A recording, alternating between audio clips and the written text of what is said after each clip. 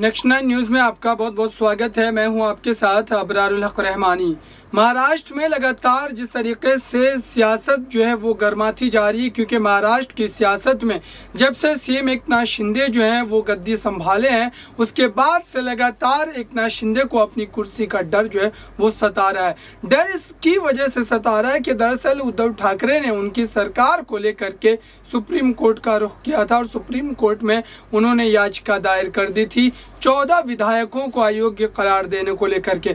अब जबकि supreme court ने इस मामले में कई बार हियरिंग की है, तो इस बात को लेकर के अब पुख्ता तौर पर कहा जा सकता है कि फैसला जो है वो एकनाथ शिंदे के खिलाफ ही आएगा, क्योंकि तमाम दलीलों को जिस तरीके से कपिल सिब्बल जो कि उद्धव ठाकरे के वकील है उन्होंने कोर्ट के समक्ष पेश किया है, उससे ये बात स्पष्ट हो जाती है कि ये सरकार असंवैधानिक है। असंवैधानिक सरकार इसलिए क्योंकि इस सरकार को जिस तरीके से सुप्रीम कोर्ट ने ये तमाम मामलों को संवैधानिक पीठ को सौंपने का फैसला लिया था, तो इससे भी ये आप अंदेशा लगा सकते हैं कि दरअसल सुप्रीम कोर्ट को इस बात का आभास लग गया था और पता चल गया था कि दरअसल इस मामले को संवैधानिक पीठ को सौंपना ज़रूरी है, क्योंकि जो बारीकी है उस बारीकियों को जांचने का जो एक तरीके से तरीका है वो संवैधानिक पीठ के पास ही होगा। और जब तक इस मामले में बेहतर ढंग से जांच पड़ताल नहीं कर ली जाती है, तब तक जो है महाराष्ट्र की सत्ता को लेकर के जो याचिका दायर की गई है उस पर अंतरिम फैसला नहीं आ सकता है।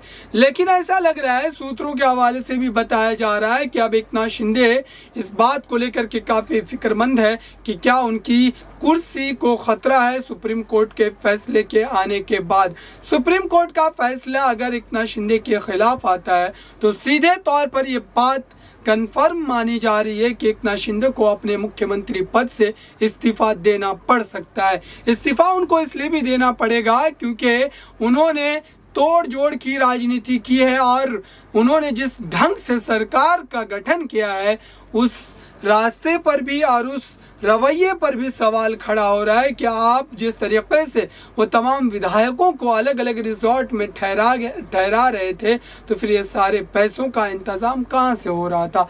कोर्ट में ये भी सवाल पूछे जाएंगे और एकनाथ शिंदे इस बात से काफ़ी डरे हुए हैं। उनको इस बात का डर पहले से ही सता रहा है कि अगर शिवसेना और शरद पवार ने उनकी पार्टी के बागी विधायकों को तोड़ दिया तो फिर उनकी सीएम की कुर्सी पर रहते हुए अपने कार्यकाल को पूरा करने का जो सपना है वो अधूरा रह जाएगा। हालांकि सुप्रीम कोर्ट के फैसले में एक तरीके से अब बहुत कम दिन बचा है। जैसे ही सुप्रीम कोर्ट का फैसला आएगा वैसे ही महाराष्ट्र की सियासत में नई जो है एक तरीके से गुटबाजी देखने को मिलेगी और नई नई रणनीति अलग अलग दलों के द्वारा भी बनाया जाएगा। फिलहाल देखते हैं कि महाराष्ट्र की सियासत में और क्या बदलाव देखने को मिलते हैं। इस खास रिपोर्ट में इतना ही। देखते रहिए ताज़ा तरीन खबरों के लिए नेक्स्ट 9 न्यूज़ को।